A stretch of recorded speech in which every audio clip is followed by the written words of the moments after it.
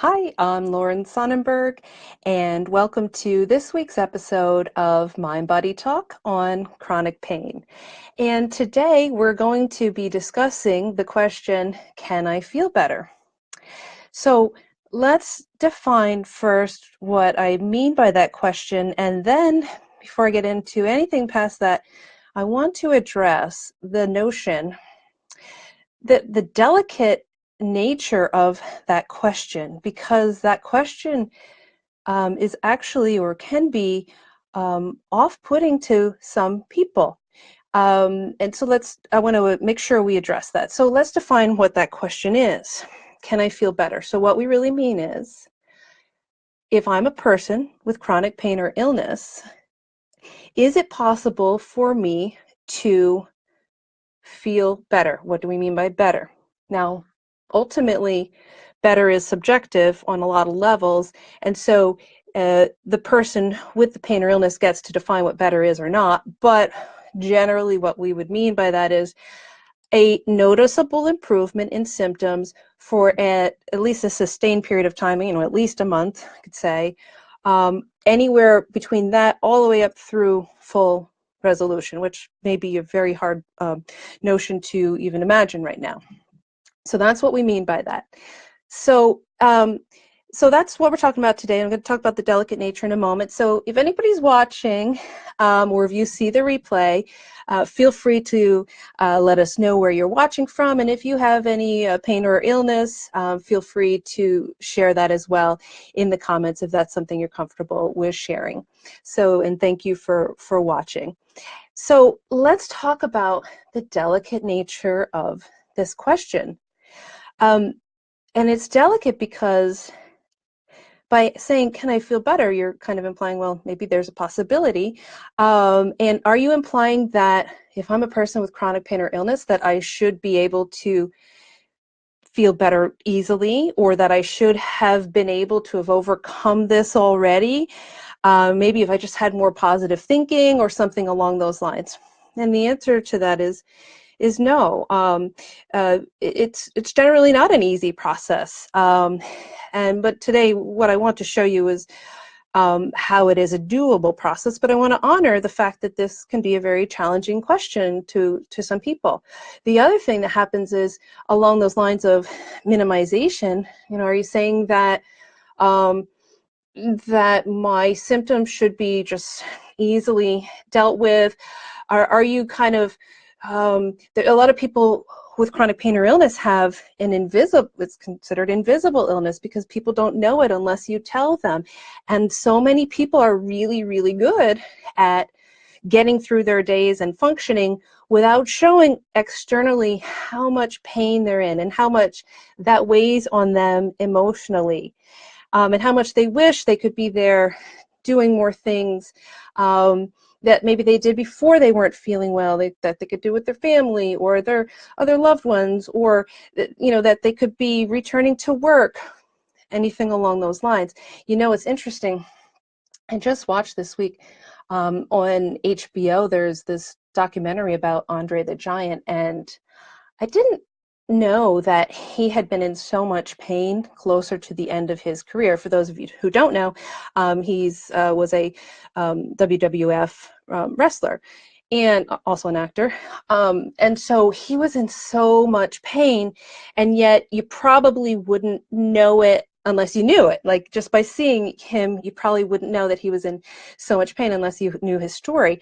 And so that's an example of, like, a person can have an invisible illness and function, but just be so in pain while they're doing it that just, it doesn't have to be something like WWF wrestling. It could be putting a couple dishes in the dishwasher, and that can be enough to just tire a person out and just cause so much pain for them for the rest of the day.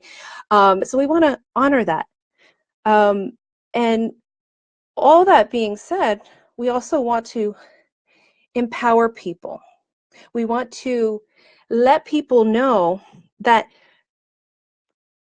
dealing with the heaviness of all of that doesn't have to be the way it always is. Now, it makes sense that a person has this notion that I'm not going to be able to feel better. Well, why would that happen? Well, it's a lot of times, and I can't speak for every single doctor out there, but a lot of times in the conventional world, um, because a lot of these sciences that I'll be talking about today are newer, they haven't infiltrated the conventional medical system, the medical school and the training. So it would make sense that not a lot of doctors on the whole yet are thinking in those regards. I mean, there are some, but a lot of times a person will get a diagnosis and maybe they'll even feel relieved when they get the diagnosis because at least I have a name for it. At least I know what I'm dealing with. So not that they want to have it, but at least I can make some sense of it. At least I have some way to refer to it. And I get this because I remember in undergrad, college, I had what I swore I had lupus because I had all the symptoms, I thought. And I went to a couple doctors. I'm like, I need some diagnosis. I need to know what's going on here. I need to feel better. I just feel like, ugh, I feel chronically fatigued. I'm in pain, this, that, and the other thing. And I it was that's a struggle for a person to go through that. I mean, it feels like 1,000 years ago now, but it was not an enjoyable experience. And imagine when a person has that year after year, decade after decade, it can really weigh on a person physically and emotionally. And so it makes sense that a person goes to their doctor and their doctor says, well, it's something you're going to have. It's a chronic illness. It's not something you're really going to be able to get rid of. It's something that you'll have to manage, and maybe we can take some of the edge off. That's not maybe going to summarize every single conversation that's had out there on the topic of chronic pain, but a lot of times that's what people are told. So why would you think otherwise, that there's another way?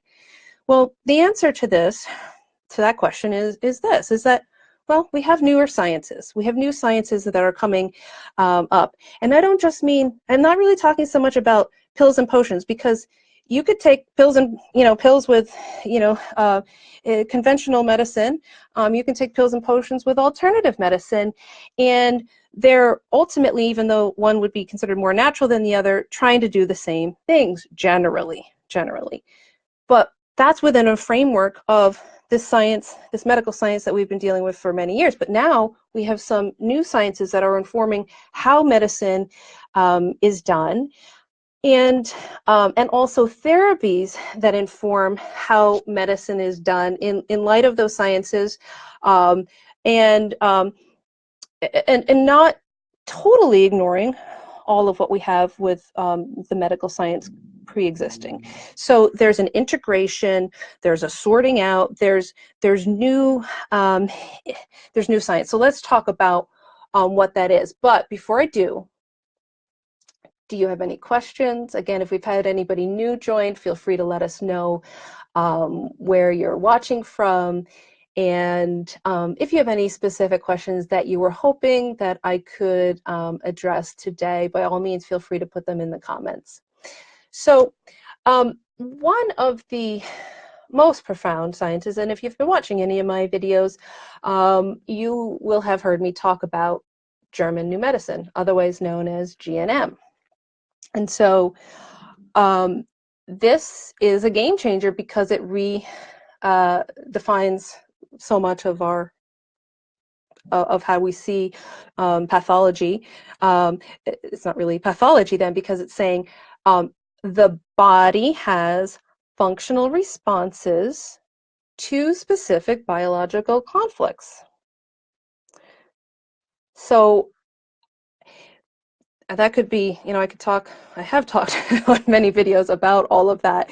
But knowing that nothing's happening haywire in your body for no reason. There's always a reason.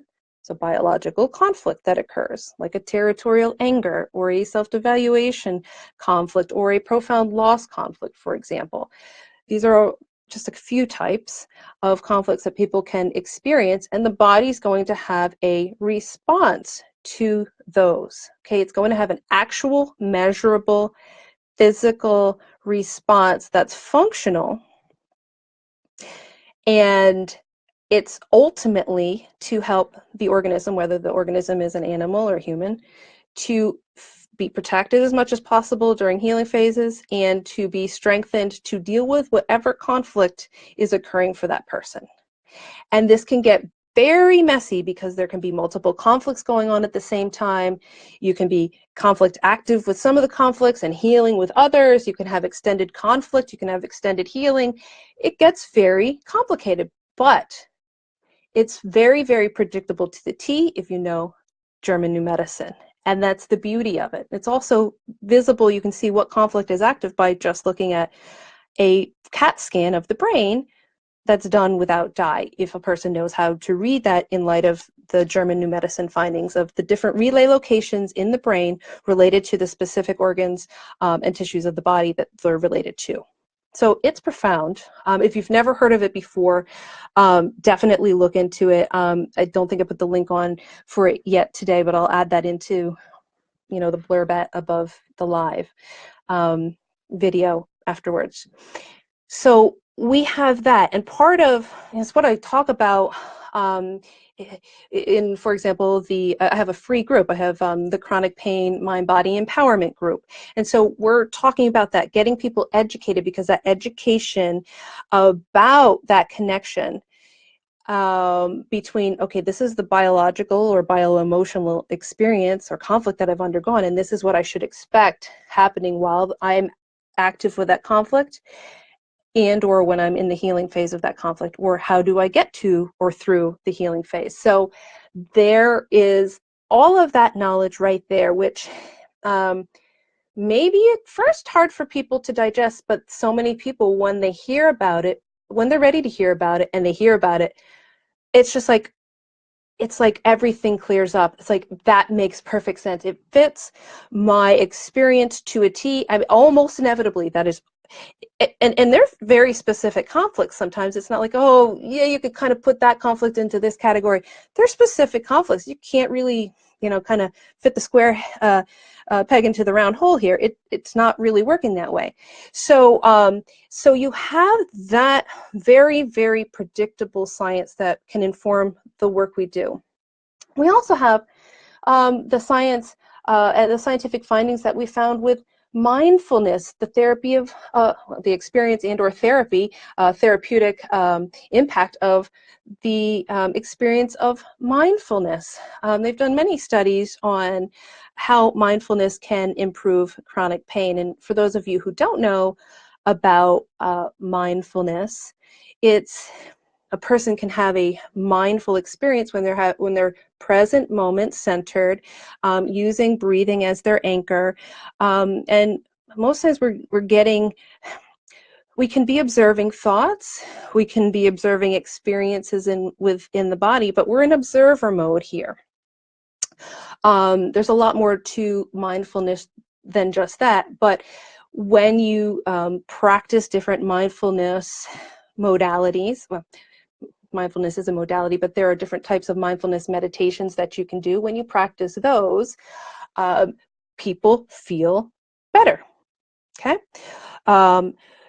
If you couple that with, German New Medicine, and then you couple it also with the tool I love so much, it's a very, very powerful therapy. I mean, you can do a lot of this work through cognitive reframing, where you're able to see situations differently. You might want to find practical solutions to your conflicts, but that may not always be possible. So, and or there may be a deeper issue going on for a person, so we may want to make sure that they're not stuck in a repetition, because they're energetically attracting the same types of conflicts because they're trying to resolve childhood issues, for example.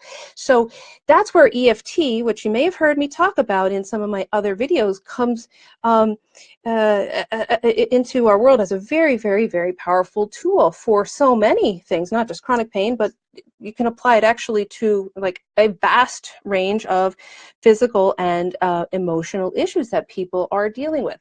And let me just take a moment, because I can't see yet. It looks like there's a comment, but I don't see it yet. So I apologize if I can't see that. There should be another way here. So I will try and keep my eyes out for it, and then if I see it, I will respond to it. So now, EFT, what is that?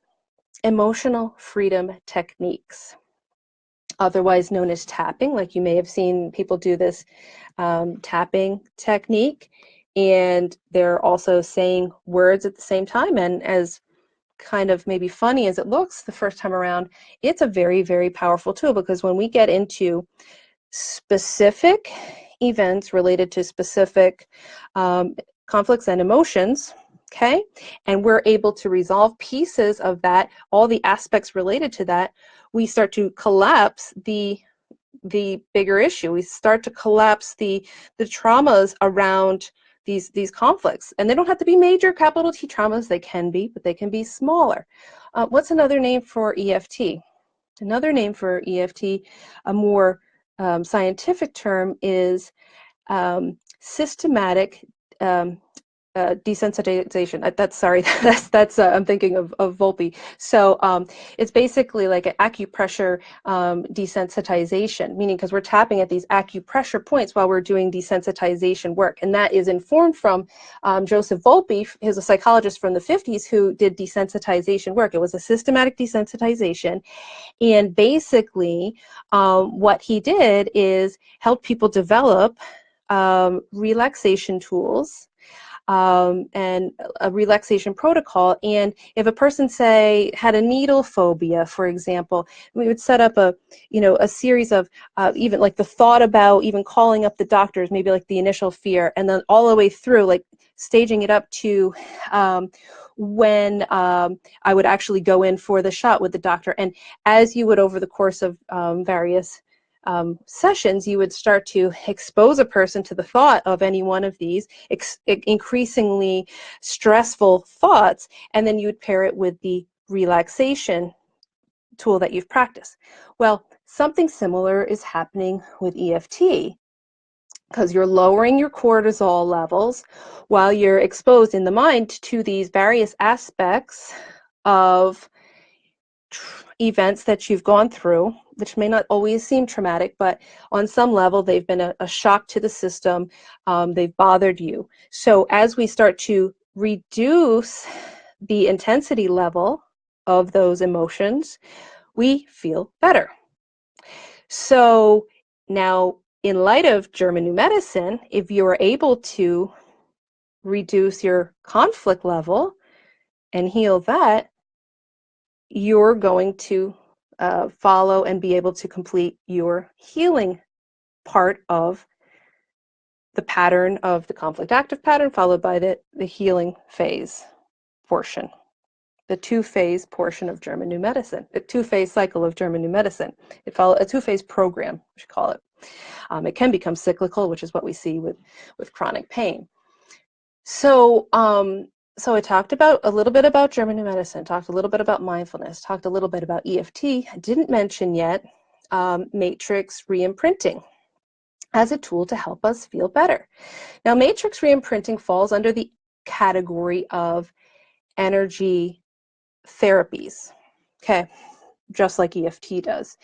And what we do with that is, we could do a lot of different things with it, but the main thing that we do, the bulk of our work, is going into past events and allowing, a lot of times it's childhood, not always, but allowing the younger self within that to have healing occur around their conflicts, a specific one. We're going to be very targeted, not just like, all times I experience XYZ, but a specific time that I experienced something troublesome, or a time where I created a limiting belief, like I saw the world in a much broader way, but now, I believe the world isn't safe, or now I believe I can't trust anybody in the world, for example. We go to those times and we do a experience where you bring the present day self to the younger self, and you're imagining this. We allow EFT to occur for the younger self. We allow corrective experiences to happen so the person feels like their needs in that moment are resolved, at least partially, because we can go back in a couple of times. And then we imprint, there's a pattern that we use to imprint the positive experiences that we have. Now, this doesn't mean that what happened in real life didn't happen. It just means that that part can be healed, which is really, really powerful. And why am I talking about this? Not just a therapy to use to heal the past, but because when we're dealing with chronic pain and illness, and not in every single case, but almost inevitably, we're dealing with past instances as well, not just present. But with all of those sciences and therapies I talked about, when utilized properly, when utilized clinically, when utilized effectively, and with a concerted effort, like a person does 2 sessions, if you've had chronic pain for 20 years, the likelihood of you just wiping it away in 2 sessions is not very high. So people have to be, there are a couple of things you need in order to have the answer to can I feel better be yes, and not just yes because I said so. This doesn't matter if Lauren says so. It matters that you know it and can see it to be a tangible truth. So what are the 3 main ingredients? We need a desire to feel better. And I haven't met anybody, I can honestly say I haven't met anybody who doesn't have the desire to feel better. Now, I can say through work with many people and being exposed to how this all works, that we can have protective fears that kind of squelch that desire, keep it a little bit suppressed. This can happen sometimes, but it's not that people don't have the desire to feel better. I mean, that's never really a question. You have to have the openness to want to try something new, and that's hard sometimes because I know people have, like, by the time they call me up, they've tried like 10 different modalities and they've been working on things for 5 years to 20 years, and they're tired out. They've spent a lot of time, energy, and money and put out hope. They invested hope each time, and when you don't have the results that you're looking for, man, that can feel somewhere between demoralizing and devastating. And so it's hard for people to have that openness. But if we have the desire and we have the openness to try something new, and then we also need not just that positivity and openness, but we also need the knowledge of the science and the how-to. You need to know how to use the therapies and use them correctly, because I can tell you that EFT can be done, for example, and it can be done in a non-clinical way and you're not going to get the results you want. Or it can be done in a very clinical and concerted way and you will get the results you want. Everybody's time frame and timeline is different. It's true. And what we often see, so many times, it's like peeling back the layers of an onion. It totally is, because we expose what we're ready to deal with when we're ready to deal with it. People sometimes know that there's something there that they haven't dealt with. They know it's there, it's lurking, and they maybe even intuitively know it's somehow related to their pain. They don't even know German New Medicine, for example, but they know that there's something going on. It might even just be on that subconscious or intuitive level. There's some linkage there. And so you have that. And if you know that you can do something with that you can work through that, it's going to feel really empowering. So, but back to the onion, okay? We may not be ready to go to that deeper level. You may not be ready to go there, but you go there when you're ready to. And that's why this is a process. And sometimes it's a process where we might plateau for a little bit. A person may take a little break, kind of work on integrating what they've experienced, and pick back up a little bit later. They might have had some really good results and go out and live life, and maybe they hit a plateau and something else comes up, and so they're ready to deal with the next layer of the onion. So it's a stepwise process a lot of times. Sometimes it's like boom, boom, boom. You have 6 sessions and you're feeling markedly better, and that's great when it happens that way, but sometimes it's a longer process. But know that when you do this kind of work, you will layer by layer get to the core of what the issues are, and not only, the outcome is not only that I will physically feel better. The outcome is that I emotionally feel stronger in so many areas, and that translates into life transformation. People start to live differently. I mean, it's not always a marked difference, like on the surface, but internally they know they're living differently, and then sometimes it is markedly noticeable externally. And so that's the beauty of when we look at, the deeper question, even outside of sciences, like on a deeper metaphysical level, why is this pain or illness coming into my life? And there's always a reason. And I don't need to really even push that concept. I don't even really bring it up per se in therapy. It comes up on its own. And it becomes a revelation for a person, like, oh, wow, it came up because of this. Maybe I didn't see it at first, but through this process of healing, I'm seeing, wow, this is why this came into my life. Wow, this is why this came into my life. And it makes a person sometimes almost glad that it did come in. And sometimes they're very grateful that their pain or illness came into their life. But that's a big leap to get to for a lot of people, and you don't have to get there overnight. You don't ever have to get there, but it feels liberating to get there.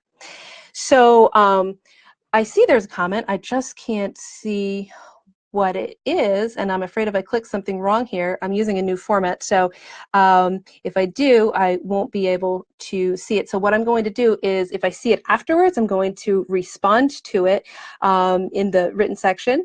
And thanks again. I see Paola and Kathy joined me here today, so I appreciate you ladies watching, and I'll look forward to seeing everybody next week. And if you haven't checked out the chronic pain mind body empowerment group, it's a free Facebook group that I have for people with chronic pain, all types of chronic pain. You're welcome to join. You'll see the link in the text above the video. All right, thanks again, and we'll see you next week.